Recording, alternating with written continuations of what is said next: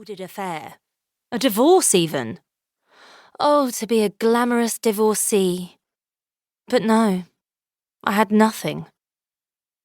Don't be so dramatic, Elle, Jamie said. He could talk. He'd borrowed someone's faux fur coat to wear into the garden, as well as a pair of stilettos that he couldn't walk in. I'd heard him announce only moments ago that he was going to literally die if the rumour that we were running low on ice turned out to be true. I can't believe that's another year of my life gone, I carried on, ignoring him. Everything stays the same. I dated Greg for 100 years. I feel like I've been doing this job I fucking hate since birth.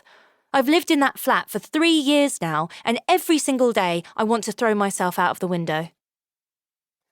I'd taken a clumsy drag on a badly rolled cigarette and coughed dramatically. Ray rolled her eyes at me and took it from my hand, shaking her lighter and relighting it. I know smoking is very bad, not cool in any way, but the way Ray does it... Sorry, she should be on adverts. Everyone would be taking it up. Well, you do live on the ground floor, Elle, so... Ray said, blowing smoke into the night air. I saw her lock eyes with Jamie and exchange a look, the briefest flicker of a smile. I'm being serious, I said. This is what I do. This is my life. Just the same, always the same. I never do anything different, or interesting, or brave. It was partly incoherent, drunken rambling, but it came from somewhere real and deep and guttural.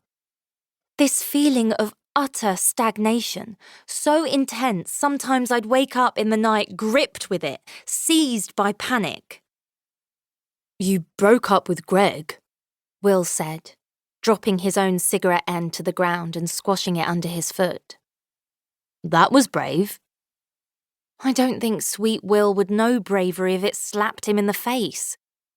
As we spoke, he popped a piece of chewing gum in his mouth so his girlfriend wouldn't know he'd been smoking. It wasn't brave to break up with Greg, I said. It really wasn't. It didn't feel brave in any way. It felt essential. Vital to being able to go on living, like shedding the weight of the world. Sorry, Greg. I was drunk enough in that moment that I nearly said what I really thought would be brave. The reason I feel like a coward most of the time. It was on the tip of my tongue. But I chickened out, of course. Thankfully, I suppose. Or unfortunately. I can never decide. Instead, I said, I'm going to do something about it next year. I poured white wine confidently and generously into my mouth directly from the bottle as the others cried out in indignation. In hindsight, I don't believe it was mine.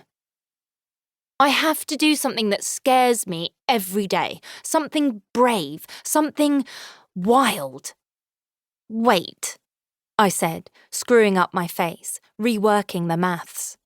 Not every day, every month. I mean month, obviously. Ray laughed in my face, taking the bottle from me to pour the dregs into her glass. Elle, you couldn't even think of 12 wild things, she said, let alone do them. She didn't mean it unkindly. She said it as a matter of fact. As surely as she knew the sky was blue, she knew that Eleanor Evans was not a wild woman. It felt like a punch to my stomach. The wine threatened to make a reappearance. Is that really what she thought of me? I can, I said, indignantly, looking around at the others. I can think of loads of wild things. I can be wild, don't you think? Will squinted and looked into the distance, like he was concentrating on something far away and couldn't hear me. Babe, Jamie said, earlier you told me that you'd been doing a lot of research into memory foam pillows because it's not a decision to be taken lightly. That's just